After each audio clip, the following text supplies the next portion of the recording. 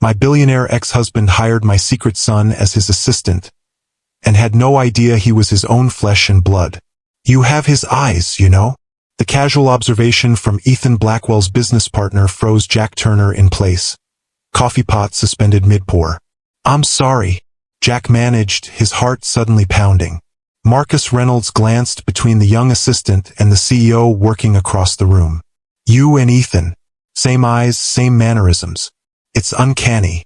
Jack carefully set down the coffee pot, his mind racing. For 3 weeks, he'd worked alongside the billionaire who had no idea he was his father. Every compliment on his business instincts, every shared laugh over identical preferences, every moment of unexpected connection had been building to this inevitable recognition. Just a coincidence, Jack said with a forced smile, but the seed had been planted. That night, he called his mother, laughing as he recounted the day's events. Mom, you won't believe what Mr. Reynolds said today. He thinks I look like Ethan Blackwell. Isn't that crazy? The silence on the other end of the line was deafening. When Rachel finally spoke, her voice trembled with barely concealed panic. Jack, we need to talk. Have you ever wondered what would happen if the secret you've kept for decades suddenly threatened to explode into the open? What if the very thing you've hidden your entire adult life was about to be revealed in the most public, most painful way possible? I'm Mr. Harrison, and today I'm sharing the extraordinary story of a woman who kept her son's true identity hidden from his billionaire father for over 20 years, only to watch in horror as fate brought them together in the most unexpected way. When her son was hired as his father's personal assistant, the countdown to discovery began, and nothing would ever be the same again. If you believe that some secrets are too big to stay buried forever, hit that like button right now and subscribe to Timeless Love Tales for more stories that will leave you questioning everything you thought you knew about family, love, and the choices that define our lives. Rachel Turner sat frozen at her kitchen table, staring at the email on her phone as if it were a ticking bomb. The morning light streamed through her apartment windows, casting long shadows across the room as her coffee grew cold beside her. Congratulations to Jackson Turner on his acceptance to the Blackwell Executive Training Program. Her fingers trembled as she scrolled through the details. After 4 years of watching her son work tirelessly through college, this should have been a moment of pure pride. Instead, a cold dread washed over her as she read the signature at the bottom. Ethan Blackwell, CEO. 23 years of careful distance, of rebuilding her life piece by piece after walking away from a marriage that had slowly suffocated her spirit. And now this. Her son, their son, was about to walk straight into the orbit of the man who never knew he existed. Mom? You okay? She looked up to see Jack standing in the doorway, his tall frame nearly filling the space. At 22, he was the spitting image of his father. The same intense blue eyes, the same determined set to his jaw, even the same habit of running his hand through his dark hair when he was thinking deeply. I'm fine, she managed, forcing a smile. Just processing your big news. The Blackwell program, that's incredible, Jack. I know, right? His face lit up with excitement. Only 6 applicants accepted nationwide. And get this, the first 3 months include direct mentorship with the CEO himself. Can you believe it? Ethan Blackwell, Mom. The Ethan Blackwell. Rachel felt the room tilt slightly. Direct mentorship? Yeah. Apparently he personally selects the candidates and works with them before they branch into different divisions. Jack grabbed an apple from the fruit bowl, tossing it lightly. The acceptance email said I'd essentially be functioning as his assistant while learning the ropes. Talk about diving into the deep end. Rachel nodded mechanically, her mind racing through impossible scenarios. Should she tell Jack now? Should she contact Ethan? Or should she do what she'd done for over 2 decades? Protect her son from the complicated truth of his origins? Mom, seriously, what's wrong? You look like you've seen a ghost. In many ways, she had. The ghost of a life abandoned, of choices made in both desperation and determination. Nothing's wrong, she said, standing up and embracing him tightly. I'm just so proud of you. This is a huge opportunity. Over his shoulder, Rachel caught sight of their reflection in the window. Mother and son, the family they'd always been. just the two of them against the world. But the world was about to get much more complicated. Have you ever built a life around protecting someone you love, only to watch it all unravel in an instant? If you've ever had to choose between a painful truth and a comfortable lie, you'll understand the impossible choice Rachel faced in that moment. To understand how Rachel found herself in this impossible situation, we need to go back to the beginning, to a time when she was young, ambitious, and hopelessly in love with a man whose vision would change the world, but whose success would ultimately tear them apart. Rachel had met Ethan Blackwell during her final year at business school, when he was already making waves as a brilliant young entrepreneur with his first successful startup. Their connection was immediate and electric, two ambitious minds with complementary skills and shared dreams. You see things differently, Ethan had told her during those early days, his voice filled with genuine admiration. You find solutions where others see only problems. Their courtship had been a whirlwind, intense, passionate, and blinding in its perfection. Marriage followed quickly, and for the first 2 years, Rachel had believed she was living a dream. She worked alongside Ethan as his company grew, her financial acumen complementing his visionary ideas. They were partners in every sense, or so she thought. But as Blackwell Industries expanded, so did the distance between them. Ethan's drive, once so attractive, became all-consuming. Board meetings that once included her strategic input gradually became closed-door sessions where her presence was no longer requested. Her role in the company she had helped build began to shrink, her voice increasingly silenced. The board feels more comfortable with Bradford handling the financial strategy, Ethan had explained after one particularly painful exclusion. It's nothing personal, just business. But it was personal. Every dismissal, every overlooked suggestion, every time he spoke over her in meetings. It all felt deeply, painfully personal. Their home life began to reflect these changes. Ethan expected Rachel to attend social functions as the perfect corporate wife, to entertain clients and partners, to represent the Blackwell brand with flawless precision. Her own ambitions, her own identity, began to blur at the edges. You don't need to worry about the business anymore, he told her one night after she'd questioned a risky acquisition. Focus on building our home life. We'll start a family soon. It wasn't that she didn't want children. She did. But she wanted them as an addition to her identity, not a replacement for it.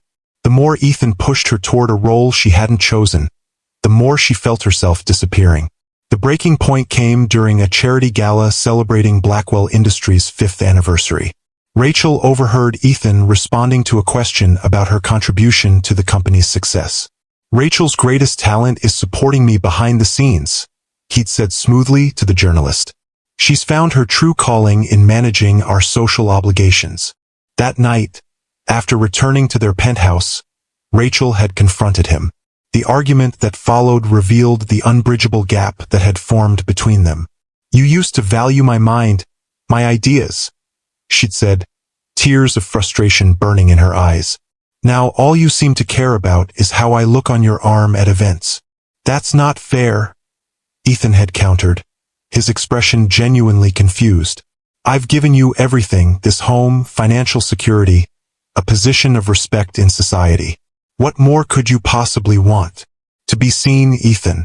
To be valued for who I am, not just what I represent for you. He'd looked at her as if she were speaking a language he couldn't understand. This is who we are now, Rachel. This is the life we've built. Why can't you just be happy with it? In that moment, Rachel realized that Ethan couldn't see what he was doing. How he was slowly erasing the woman he'd fallen in love with and replacing her with an accessory to his success. In his mind, he was offering her the perfect life. He couldn't see that it was perfect only by his definition, not hers. 2 weeks later, she discovered she was pregnant. By then, she had already decided to leave. The pregnancy only cemented her resolve. She would not raise a child in the shadow of Ethan's controlling influence, watching them slowly molded into whatever image he deemed appropriate. If you've ever had to make a choice between your own identity and someone else's vision for your life, hit that like button. And if you believe that sometimes the hardest decisions are the ones that ultimately save us, share this video with someone who needs to hear that message today. Rachel left without telling Ethan about the baby, taking only what she had brought into the marriage and the settlement outlined in their prenuptial agreement. Modest by Blackwell standards, but enough to start over. She changed her last name back to Turner, moved across the country, and built a new life centered around the child growing inside her. When Jackson was born, Rachel made a promise to herself and to him. He would grow up knowing his own worth, free to become whoever he wanted to be. She would support his dreams rather than imposing her own. And she would protect him from the complicated truth until he was old enough to understand. The early years weren't easy.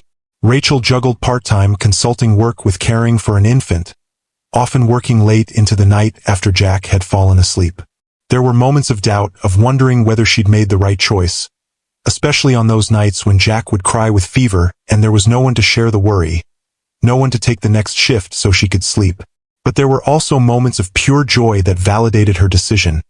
Jack's first steps, his first words, the way his face lit up when he mastered a new skill. She watched him grow into a thoughtful, kind-hearted boy with his father's determination but none of his ruthlessness. Over the years, Jack had asked about his father. Rachel had crafted a careful narrative, a brief marriage that ended amicably before either knew about the pregnancy, a clean break with no lingering connections. She told him his father had been a businessman who traveled constantly, making a relationship with a child impossible. It wasn't entirely untrue, just incomplete. Did he ever want to meet me? Jack had asked once around his 10th birthday. Rachel had chosen her words carefully. Your father made choices about his life priorities before you were born. Those choices didn't include the kind of stability a child needs. It wasn't a lie exactly. Ethan had chosen his company, his vision, his definition of success over the partnership they'd once shared. Those choices had made it impossible for Rachel to imagine raising a child with him. As Jack grew, Rachel built a successful career as a financial consultant for small businesses, providing them with the expertise she had once offered Ethan. The irony wasn't lost on her that she had found professional fulfillment doing exactly what he had dismissed. Her clients valued her insight, her strategic thinking, her ability to see both the forest and the trees. She dated occasionally but never remarried. Some of her friends, particularly Sophia Martinez, who had known her since college, urged her to get back out there more seriously. But Rachel found her fulfillment in her work and in raising Jack, who proved to be as brilliant and determined as his father, but with a compassion and emotional intelligence that was entirely his own. When Jack decided to study business and finance in college, Rachel had felt a mixture of pride and apprehension. She recognized Ethan's ambition in him, but hoped she had instilled enough of herself to balance it. Watching him excel, seeing how he lifted others up rather than using them as stepping stones, had reassured her. Until now.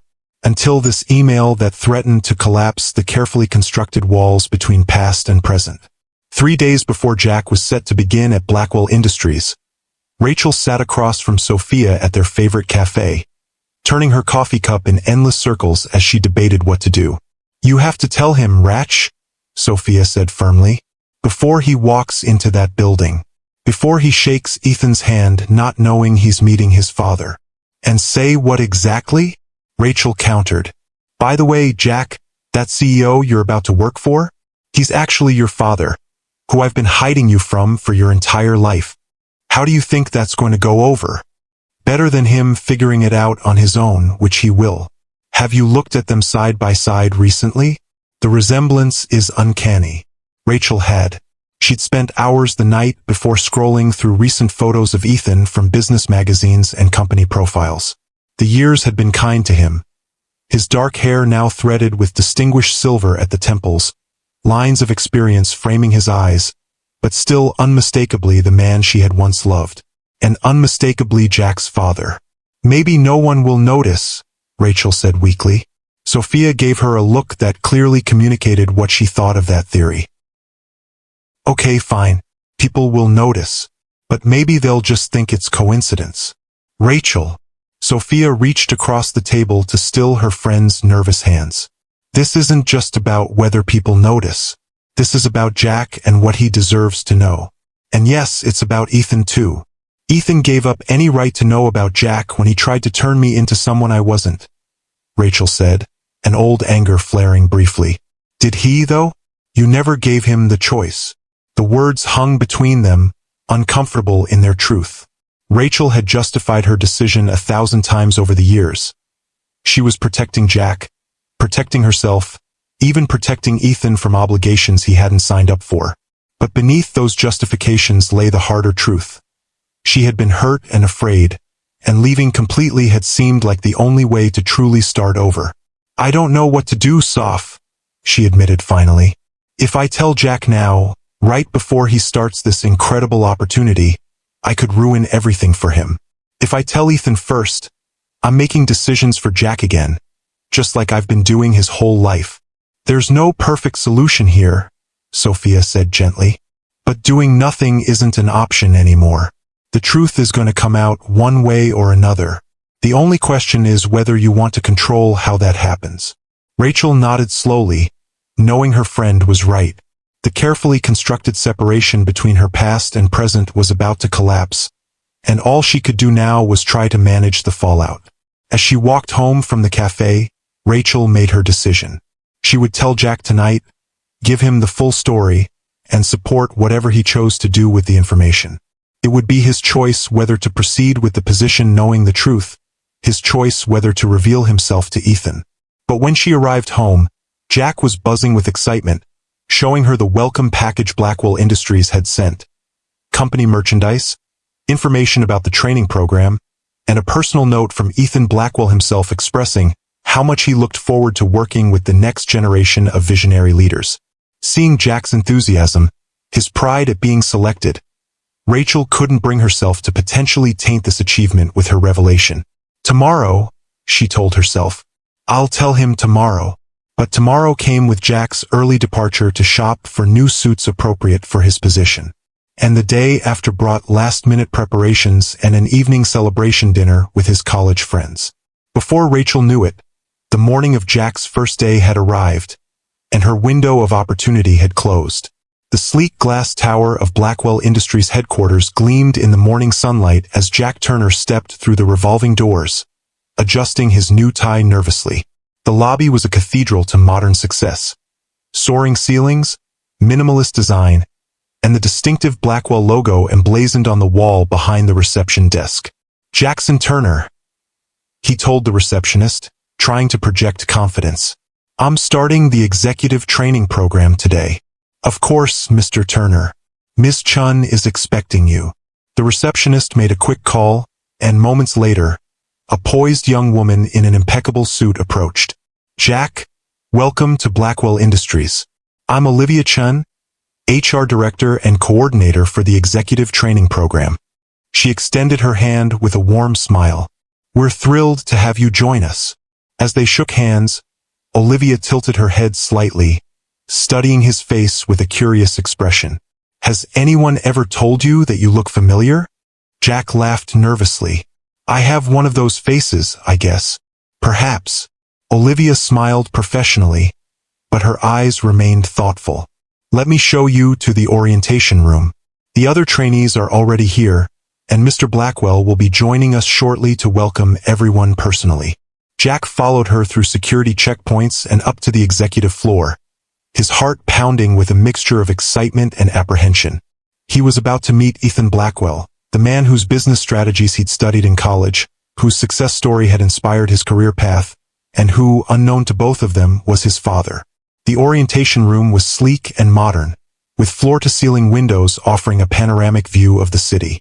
5 other young professionals sat around a conference table, all projecting the same nervous enthusiasm that Jack felt. Olivia introduced him to the group, then checked her watch. Mr. Blackwell should be here any moment. He never misses welcoming new trainees personally.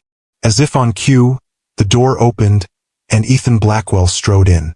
At 53, he carried himself with the confident authority of a man who had built an empire from nothing.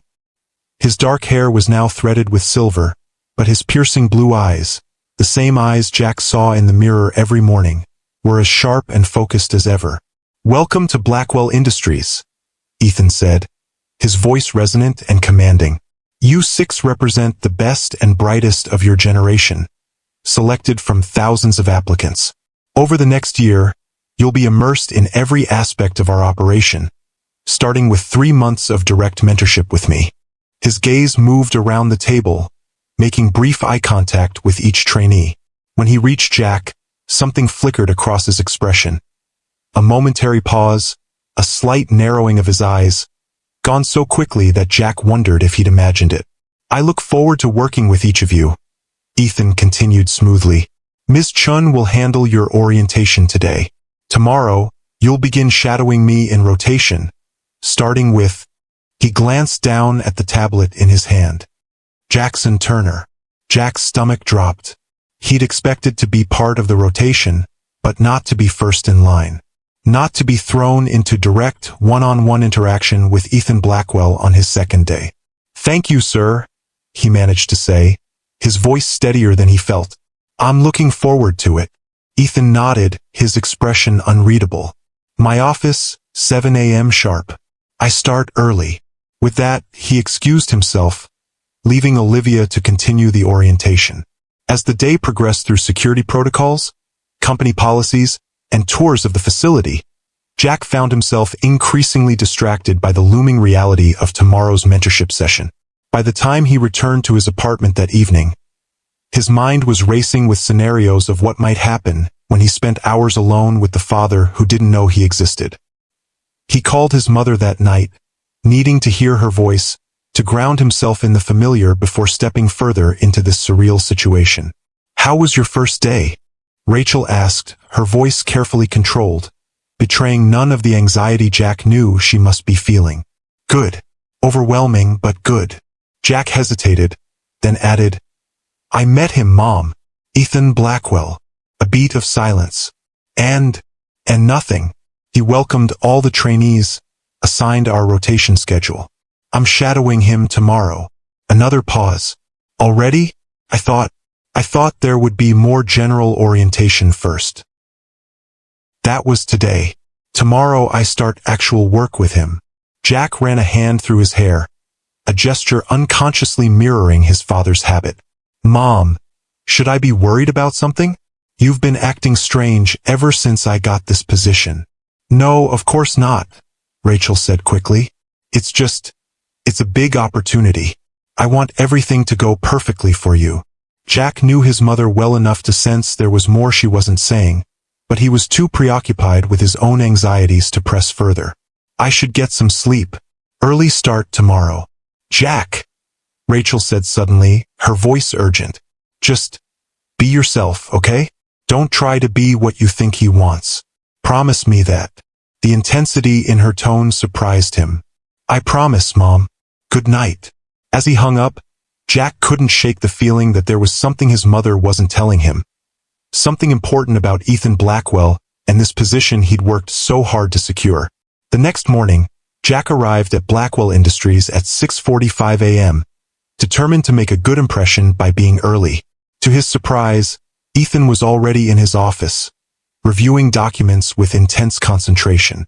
Mr. Turner, Ethan acknowledged without looking up. Coffee's on the credenza. Pour yourself a cup if you want one. Black for me. Jack did as instructed, noting with a strange jolt that they both took their coffee the same way. Black, no sugar. A coincidence, surely, but one of many small similarities he would discover in the days to come. Sir down, Ethan said, finally looking up from his work. Today you'll observe my morning meetings, take notes on our quarterly strategy review, and assist with preparation for tomorrow's board presentation. I expect you to absorb everything, ask intelligent questions when appropriate, and stay out of the way when necessary. Clear? Crystal clear, sir. Ethan studied him for a moment, that same flicker of something, curiosity, recognition, crossing his face. Your resume is impressive. Double major in business and computer science, graduated summa cum laude, innovative thesis on predictive analytics in market strategy. You could have gone anywhere. Why Blackwell Industries? The question caught Jack off guard. He'd prepared a polished answer about Blackwell's innovation and market position, but something in Ethan's direct gaze made him opt for honesty instead. Your company built itself on the principle that technology should serve humanity, not the other way around. That resonated with me.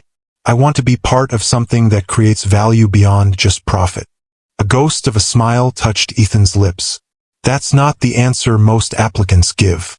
They usually talk about our stock performance or market dominance. Those are results, not purposes, Jack replied. I'm more interested in the why than the what. Ethan's eyebrows rose slightly. Interesting perspective. Let's see if you maintain it after a day of quarterly reports and shareholder demands. The day unfolded in a whirlwind of meetings, strategy sessions, and rapid-fire decisions that gave Jack a glimpse into the relentless pace of executive leadership. Throughout it all, he observed Ethan closely. His decision-making process, his interaction style, the way he commanded respect without demanding it. What struck Jack most was how familiar some of Ethan's mannerisms felt. The way he tapped his fingers when thinking deeply, how he tilted his head slightly when skeptical of an idea, even the specific phrasing he used when challenging assumptions. Jack had caught himself using those exact same expressions and gestures throughout college, earning comments from friends about his CEO mode. By late afternoon, they were reviewing the board presentation together, Ethan making rapid-fire changes while Jack updated the slides in real time. No, that projection is too conservative, Ethan said, pointing to a growth chart. The Asian market expansion will accelerate faster once we clear regulatory hurdles in Singapore. What if we show both scenarios? Jack suggested. The conservative projection and an optimistic one, with clear triggers for which path we expect to follow? Ethan paused, considering. That's actually a good approach. It addresses Westfield's concerns while still communicating our confidence. He gave Jack an appraising look. Where did you learn to think like that? Jack shrugged. My mother. She's a financial consultant for small businesses. She always says that numbers tell a story, but smart people prepare for multiple endings. Something shifted in Ethan's expression. A subtle change Jack couldn't quite interpret. Your mother sounds like a wise woman. She is, Jack agreed, feeling a sudden pang of guilt for the secrets that lay between them. She raised me on her own, taught me everything I know about business ethics and strategic thinking. And your father? The question seemed casual, but Ethan's eyes were watchful. Not in the picture, Jack said, the practiced response coming automatically. Left before I was born. Ethan nodded slowly. His loss, clearly. The moment hung between them, charged with an undercurrent neither man could identify. Then Ethan glanced at his watch and the spell broke. It's nearly 7. We've accomplished enough for today. Be here at the same time tomorrow. We'll finalize the presentation before the board meeting. As Jack gathered his things to leave, Ethan added, almost as an afterthought, You did well today, Turner. Better than expected. Coming from Ethan Blackwell, known for his exacting standards, it was high praise indeed. Jack felt a surge of pride, followed immediately by a complicated tangle of emotions he couldn't quite unravel. He was earning the respect of his father without either of them knowing the truth of their connection. The pattern continued over the next 3 weeks. Jack arrived early each morning to find Ethan already working, spent intense days learning the intricacies of the business, and gradually earned more responsibility as Ethan came to trust his judgment. They developed an easy working rhythm, their similar thinking styles allowing them to anticipate each other's approaches to problems. Others began to notice. Olivia Chun commented on how quickly Jack had adapted to Ethan's demanding pace. It usually takes trainees months to get in sync with him, but you two work like you've known each other for years. Jack had laughed it off, attributing it to good preparation and compatible work styles. But privately, he couldn't ignore the growing list of similarities between himself and Ethan Blackwell, from their analytical approach to problems, to their preference for the same obscure jazz musicians, to the way they both unconsciously straightened items on a table to precise right angles. Then came the day in the executive dining room when Marcus Reynolds, Ethan's longtime business partner and closest friend, made the observation that would change everything. You have his eyes, you know? The casual comment froze Jack in place, coffee pot suspended mid-pour. I'm sorry, Jack managed, his heart suddenly pounding. Marcus glanced between the young assistant and the CEO working across the room. You and Ethan. Same eyes, same mannerisms. It's uncanny.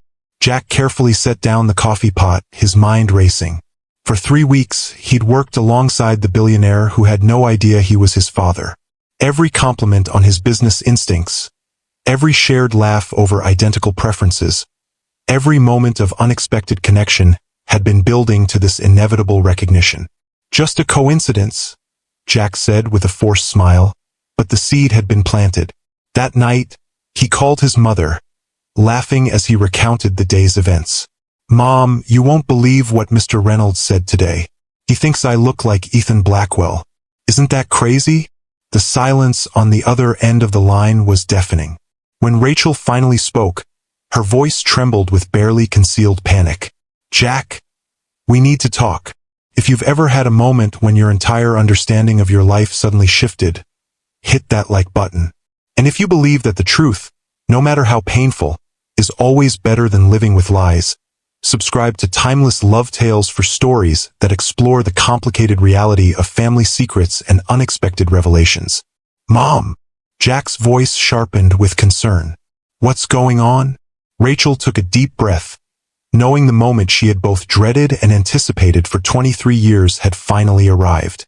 Not over the phone. Can you come over? Now.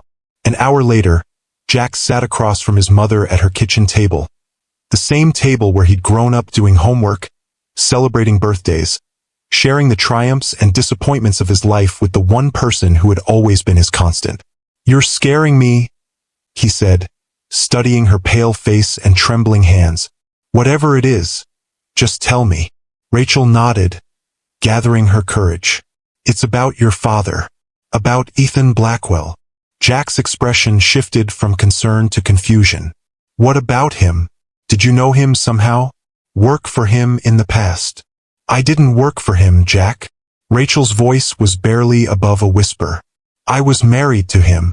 The words hung in the air between them, impossible and yet undeniable. Jack stared at his mother, waiting for the punchline, the explanation that would make sense of this statement. When none came, he leaned back in his chair, the blood draining from his face. Ethan Blackwell is my father? The question came out flat, disbelieving. Rachel nodded, tears filling her eyes. Yes. And he doesn't know about me? No. I left before I knew I was pregnant. By the time I found out, I had already decided our marriage was over.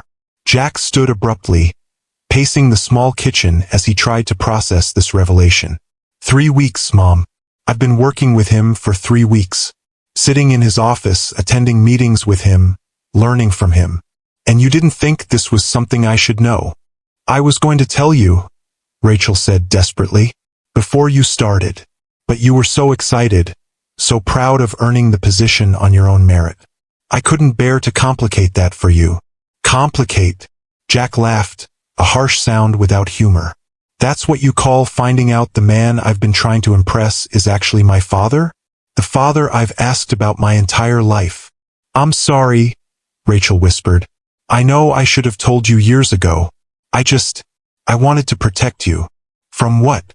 From knowing who I really am. From having a relationship with my father. From being shaped into someone else's image of perfection. Rachel's voice rose with sudden intensity. You don't understand what it was like, Jack. Ethan and I started as equals, partners in everything. But as his success grew, he changed. Or maybe he just revealed who he truly was. He didn't want a partner anymore. He wanted an accessory, someone to play the perfect corporate wife while he made all the decisions. Jack stopped pacing, struck by the pain in his mother's voice. What happened? Really happened. Not the sanitized version you've been telling me all these years. Rachel sighed, gesturing for him to sit back down. When he did, she began the full story, how she and Ethan had met, their whirlwind romance and early partnership, the gradual erosion of her role and identity as Blackwell Industries grew, and finally the breaking point at the charity gala. When I discovered I was pregnant, I had already decided to leave, she concluded.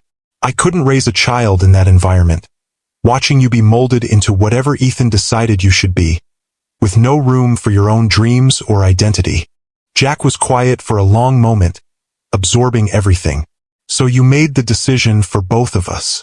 You decided he wouldn't be part of my life, and I wouldn't be part of his. Yes, Rachel admitted. At the time, it seemed like the only way to give you freedom to become your own person. And did you ever consider that maybe he changed? That maybe fatherhood would have changed him? I couldn't take that risk with your life, Jack. Not when I'd seen firsthand how Ethan's need for control consumed everything around him. Jack stood again, this time more slowly. I need some time to process this. To figure out what to do. What to do? Rachel's voice sharpened with alarm. Jack, you can't tell him.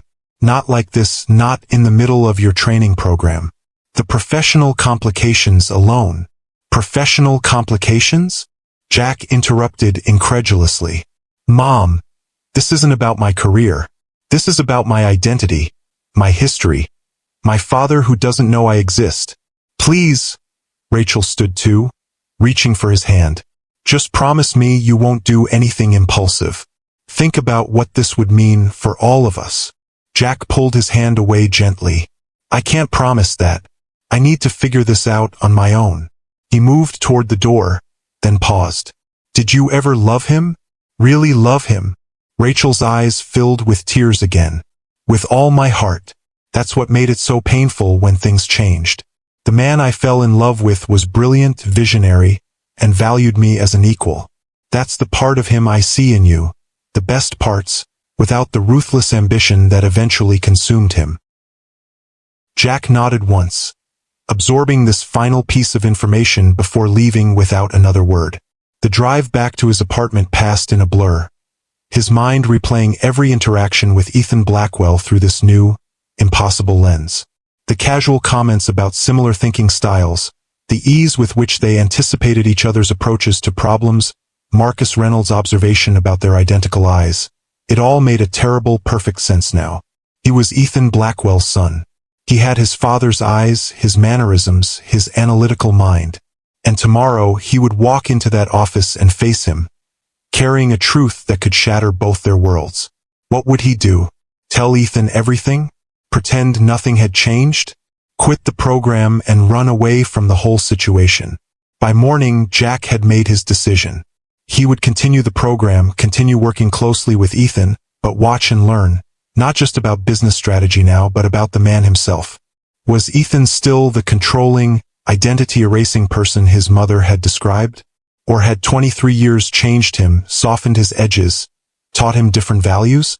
Jack needed to know who his father truly was before deciding whether to reveal their connection. The next few days were a strange dance of discovery. Jack observed Ethan with new eyes, noting not just his business acumen but his interactions with others, how he treated the cleaning staff with the same respect as board members, how he listened intently when junior employees spoke in meetings, how he mentored the other trainees with genuine interest in their development. This didn't seem like a man who would erase someone's identity for his own convenience. But people could present different faces in different contexts, Jack reminded himself. His mother had experienced a side of Ethan that employees and colleagues might never see. A week after Rachel's revelation, Jack found himself working late with Ethan, preparing for an international expansion announcement. They'd been reviewing documents for hours, and the conversation had gradually shifted from strictly business to more personal topics. Your approach to the European market analysis was impressive, Ethan commented, leaning back in his chair. You have natural instincts for this work. Thank you, sir. Ethan, please. After hours, we can drop the formalities. He studied Jack thoughtfully. You mentioned your mother taught you about business. What does she do now? Jack hesitated, then decided a version of the truth was safe enough. She's a financial consultant for small businesses. Helps them develop sustainable growth strategies, manage cash flow, that sort of thing. Sounds like she could have been a valuable asset to a larger corporation. She was once, Jack said carefully, but she prefers the independence of consulting, being her own boss, setting her own priorities. Ethan nodded slowly. I can respect that. Not everyone thrives in corporate structures. He paused, then added, I was married once, early in my career. Jack's heart skipped a beat. I didn't know that. It's not something I discuss often. It ended poorly. A shadow crossed Ethan's face. She left without warning. One day she was there, the next she was gone. No explanation. No contact information. Nothing. That must have been difficult, Jack managed, his throat suddenly dry. It was a wake-up call, Ethan admitted. Made me realize I'd been so focused on building the company that I'd neglected what was truly important. He shook his head slightly. Sorry, not sure why I'm telling you this. Something about you makes it easy to talk. Jack swallowed hard. What was she like? Your wife. A small, sad smile touched Ethan's lips. Brilliant. Determined. She could see solutions where everyone else saw only problems. We built the early foundation of Blackwell Industries together, though few people remember that now. The description matched exactly what his mother had said about their early partnership. Jack felt a strange doubling of perspective, seeing both sides of the same story for the first time. What happened? He asked, knowing he was pushing boundaries but unable to stop himself. Ethan was quiet for a long moment. I suppose. Success changed me, made me believe my vision was the only one that mattered. By the time I realized what I was losing, she was already gone. He straightened suddenly, as if remembering himself. Enough ancient history. Let's finish this presentation. The abrupt shift back to business was jarring, but Jack had seen something revealing in that brief, unguarded moment. Regret. Genuine regret for what had been lost. That night, he called his mother again. Did Ethan try to find you? After you left?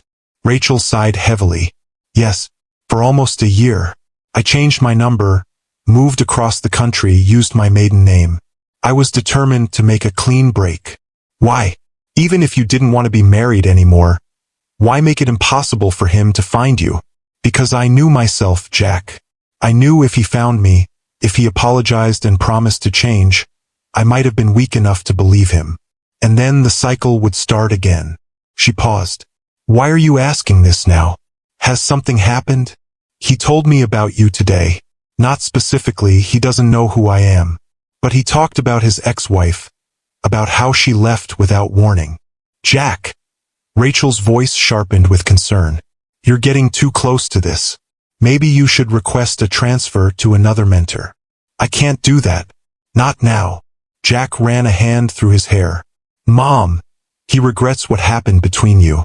He admitted that he was the problem, that success changed him.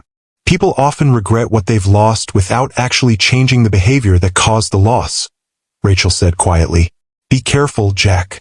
Don't romanticize him based on a few vulnerable moments. But it wasn't just moments. As the days passed, Jack saw consistent evidence that Ethan Blackwell had indeed changed from the man his mother described. He valued diverse perspectives in meetings, credited team members publicly for their contributions, and maintained a corporate culture that emphasized work-life balance, all stark contrasts to the controlling, credit-taking behavior Rachel had experienced. 2 weeks after learning the truth, Jack was no closer to deciding whether to reveal his identity to Ethan. The opportunity to know his father, to build a relationship with him, was tantalizing. But the potential fallout for his career, for his mother, for the careful life they had built was equally daunting. The decision was taken out of his hands on a rainy Tuesday afternoon. Marcus Reynolds knocked on Ethan's office door, his expression unusually serious. Got a minute? There's something we need to discuss. Privately. Ethan glanced at Jack, who was organizing notes from their morning meetings. Turner, why don't you take an early lunch? We'll reconvene at 1. Once Jack had left, Marcus closed the door and sat across from his oldest friend. Have you looked at that kid? Really looked at him? Jack? What about him? Ethan, he's the spitting image of you at that age. Same eyes, same mannerisms, same analytical approach. And he's what, 22? 23. Ethan frowned. What are you suggesting? I'm suggesting you do the math. Rachel left 23 years ago. This kid shows up with your eyes, your brain, and a mother who's a financial consultant who taught him everything he knows about business. Marcus leaned forward. He's your son, Ethan. I'd bet my stake in this company on it. The color drained from Ethan's face. That's impossible. Rachel would have told me if she was pregnant. Would she?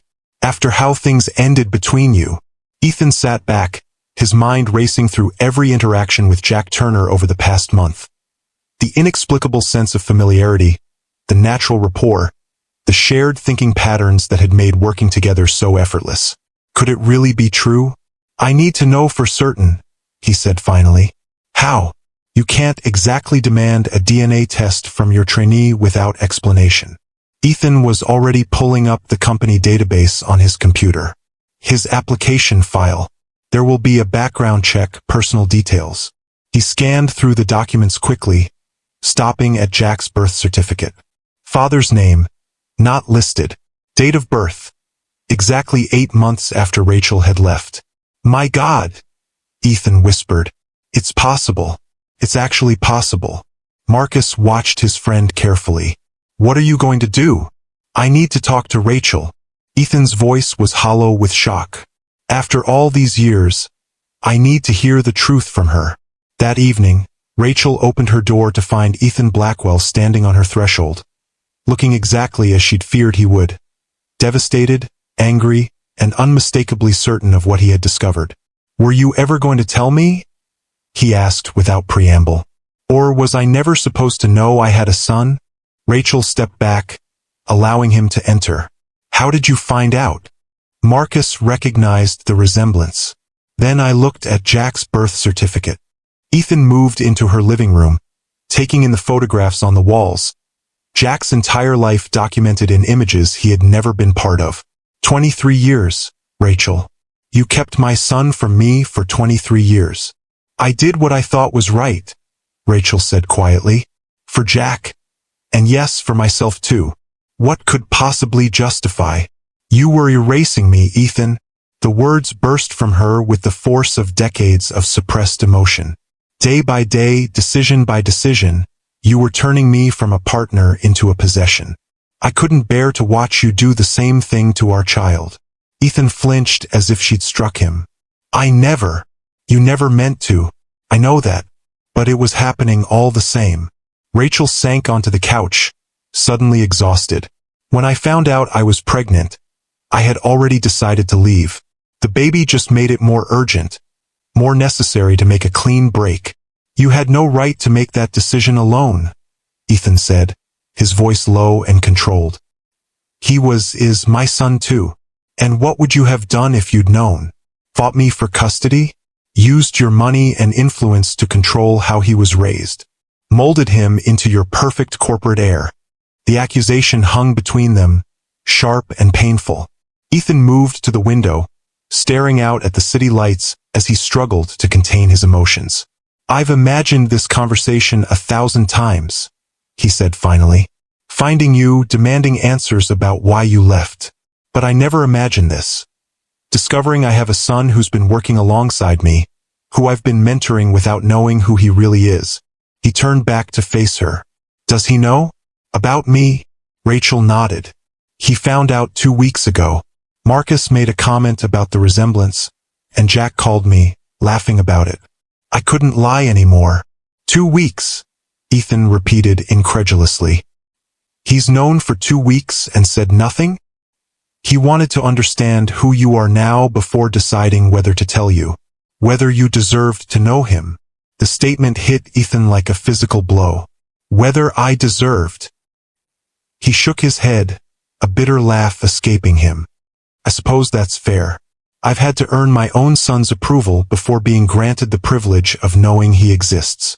Before Rachel could respond, the front door opened, and Jack stepped in, freezing when he saw Ethan standing in his mother's living room. I guess we're doing this now, he said quietly, closing the door behind him. The three of them stood in a triangle of tension, decades of secrets and unspoken truths filling the space between them. Jack looked from his mother to Ethan, seeing the raw emotion on both their faces. How did you find out? He asked Ethan. Marcus. Then your birth certificate. Ethan studied his son's face with new awareness, seeing now what should have been obvious from the beginning. Why didn't you tell me when you found out? Jack moved further into the room, setting down his bag. I needed to know who you really are first. Mom told me why she left, what you were like back then. I needed to see for myself whether you'd changed. And what did you conclude? Ethan's voice was carefully neutral, but his eyes betrayed his vulnerability. I think you have changed, Jack said slowly. The man I've been working with values other perspectives, gives credit where it's due, treats people with respect regardless of their position. That's not the man Mom described from 23 years ago. Rachel watched this exchange with a mixture of apprehension and wonder. Seeing them together, the resemblance was undeniable. Not just physical traits, but the way they held themselves, the careful precision of their speech when navigating emotional territory. I have changed, Ethan said quietly. Losing your mother forced me to confront parts of myself I hadn't wanted to see. It was the hardest lesson of my life, but a necessary one. He looked at Rachel. I'm sorry for what I did to us, for how I made you feel invisible in your own life. You deserved better. The simple apology, delivered without excuses or qualifications, brought unexpected tears to Rachel's eyes. This was what she had needed to hear 23 years ago.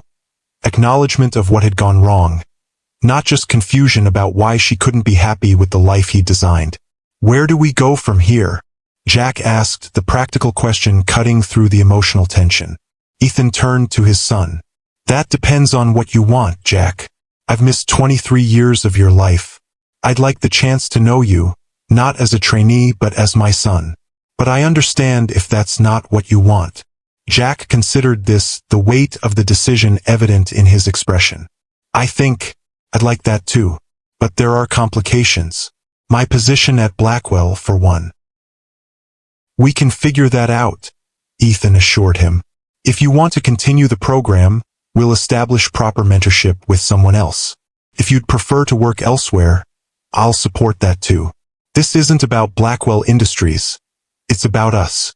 Rachel watched this exchange with a growing realization. The man standing in her living room was not the same Ethan Blackwell she had left all those years ago. That Ethan would have immediately tried to take control, to dictate the terms of their new reality. This Ethan was offering choices, respecting boundaries, acknowledging Jack's agency in the situation. I think we all need time, she said finally. This is a lot to process, for everyone. Ethan nodded, then turned to Jack. Take tomorrow off. We all need space to think. He moved toward the door, then paused. For what it's worth, these past weeks working with you have been some of the most rewarding of my career. Not because you're my son, I didn't know that, but because of who you are. The man you've become. His gaze shifted to Rachel. You did an incredible job raising him. After Ethan left, Jack and Rachel sat together in silence for several minutes, the magnitude of what had just happened settling around them. Are you okay? Rachel finally asked. Jack considered the question carefully. I don't know yet. There's a lot to process. But I think eventually I will be. He looked at his mother. What about you? Seeing him again after all this time. Harder than I expected, Rachel admitted. And also, healing in a way I didn't anticipate. Hearing him acknowledge what went wrong. Seeing that he's genuinely changed. She shook her head slightly. I carried the weight of that decision, keeping you from him for so long. Part of me always wondered if I'd done the right thing. Did you do the right thing? Rachel considered this, truly considered it for perhaps the first time. I think I did the right thing then, based on who he was and who I was at that time. But people change. I never accounted for that possibility. In the weeks that followed, they began the delicate process of redefining their relationships. Jack transferred to a different mentor in the program but continued to meet with Ethan regularly outside of work. Dinners where they discovered shared interests beyond business. Weekend hikes where they talked about everything from philosophy to technology trends. Gradual steps toward building the father-son relationship they had both been denied. Rachel kept her distance initially, not wanting to complicate Jack's developing relationship with his father. But eventually Ethan reached out to her directly. I'd like to talk, he said simply. About the past, about Jack. About where we go from here as co-parents. Even if it's 23 years later than it should have been. Their first conversation was awkward, painful at times, but also cathartic. Ethan spoke candidly about how losing her had forced him to confront his worst tendencies, how he'd worked to become a different kind of leader and person. Rachel shared the challenges and joys of raising Jack alone, the moments Ethan had missed, the person their son had become. 6 months after the truth had exploded into the open, the three of them sat together at Rachel's kitchen table, sharing a meal that would have seemed impossible half a year earlier. "I have something to tell you both," Jack announced. "I've been offered a position heading up the new social impact division at Blackwell. It would mean developing technologies specifically designed to address global challenges: climate change, healthcare access, educational inequality." "That's incredible," Rachel said warmly. "It sounds perfect for you." Ethan nodded in agreement. "The board approved it unanimously. Your proposal was brilliant, innovative but practical, visionary but grounded in reality." Pride shone in his eyes. "Though I recused myself from the vote, for obvious reasons." Jack smiled, looking between the two people who had shaped him in such different ways. His mother's compassion and resilience, his father's vision and determination. The road ahead wouldn't be simple. There were still moments of tension, old wounds that hadn't fully healed. But there was also something new growing from the ruins of the past: understanding, forgiveness, and the possibility of a different kind of family than any of them had imagined. "I've been thinking about something Mom told me years ago," Jack said, "that the hardest choices are often the ones that ultimately save us. I think that's true, but I also think sometimes we get second chances to make different choices, to build something new from what was broken." Rachel reached out, taking Ethan's hand in one of hers and Jack's in the other. After a moment's hesitation, Ethan extended his free hand to Jack, completing the circle. Three people connected by blood, by choices both right and wrong, by secrets revealed and truths finally spoken. Not a conventional family, but a real one, complicated, imperfect, and finally, honestly, their own. If the story touched your heart, please hit that like button and subscribe to Timeless Love Tales with Mr. Harrison. Remember that sometimes the most painful truths can lead to the most beautiful beginnings, and it's never too late to heal what's been broken. Until next time, I'm Mr. Harrison, reminding you that every family has its secrets, but love, honesty, and forgiveness can transform even the most difficult revelations into opportunities for growth and connection.